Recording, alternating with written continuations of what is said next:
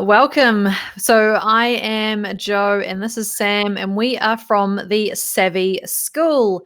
And every Friday we go live here in the Facebook group for our Alive Friday and answer all of your questions. So we have seen a really good question come through this week in the group. So Sam, what is the question? Yeah, this question is from Ruth, and Ruth asks, "Hi guys, do your clients ask you to recommend tools, or do you proactively recommend them, or both? Do they then use your recommended tool?" Yeah, absolutely. 100%. When clients come to you, they will be asking you the best way to do things, like can we streamline something? What tools should we use? How should we communicate? And they really are looking at you for answers to those questions and to let them know how this relationship is going to work and how you're going to do the work for them. Some clients are super tech savvy and they have everything streamlined and all of these tools implemented, and they're just going to teach you how to do the processes or tasks that they want you to do. But the majority of clients, 100%, they are going to be asking you, which can be quite daunting, can't it, Sam? Oh, it can. Absolutely. Yeah, you're going to find those clients that have, especially those clients that have never worked with a virtual assistant before. They're going to be the ones, kind of those clean slate clients. It can be daunting, but it's actually quite exciting, those ones, because they've got no history, they've got no baggage, clean slate. You can kind of mold them however you want to.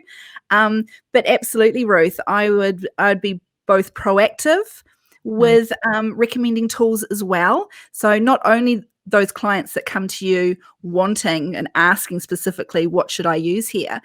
But I really believe that it is the role of a virtual assistant to kind of have that overall view of the client's business. And if you can see that there's something that the client is doing, which you think there's a tool that could streamline that process, make something quicker, allowing that client and you to work smarter, not harder, then absolutely a lot of those clients are going to be really appreciative of you being proactive.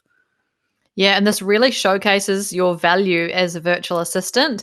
If you can be, even if it's something that they've asked you to do, like complete a task, maybe it's a recurring task, if you can proactively streamline that and implement a tool, they are going to love you even more. And don't be afraid that then you won't have that task to do. Honestly, they'll give you other tasks, higher value tasks where you can just be adding value all the time and be someone that they just can't do without anymore. So yeah, it really does build the relationship and have them stick around with you. Absolutely. Yeah, it does. I think something to remember when you're being proactive when it comes to recommending tools, I think you need to be really sure of that tool that you're recommending. Like if you're going out of your way to say, hey, you know what, I think you need to be using this, you need to be telling them why they need to be using that. And I think in order to clearly communicate that why they should be using it, you need to have some experience in that tool. Yeah, absolutely. Recommend the tools that you know the most, that you've seen work, that you use yourself or use for other clients, and that you can stand by them when you do recommend them.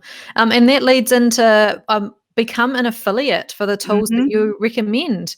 Most apps and tools online have an affiliate program or a referral program where you can provide your link either to your client if they were going to set up the account, or you use your own link to set up an account for that client for whatever tool you're recommending. It's a really great way to either get a discount or get some money put back into your account for your paid tool. And sometimes it's just a payment that comes into your PayPal account. So absolutely look for those opportunities where you can get a little extra revenue coming in because you are recommending the tool, and stand by that tool. It has to be one that you do actually like and recommend and use. Yeah, absolutely. A little great way to get some more revenue.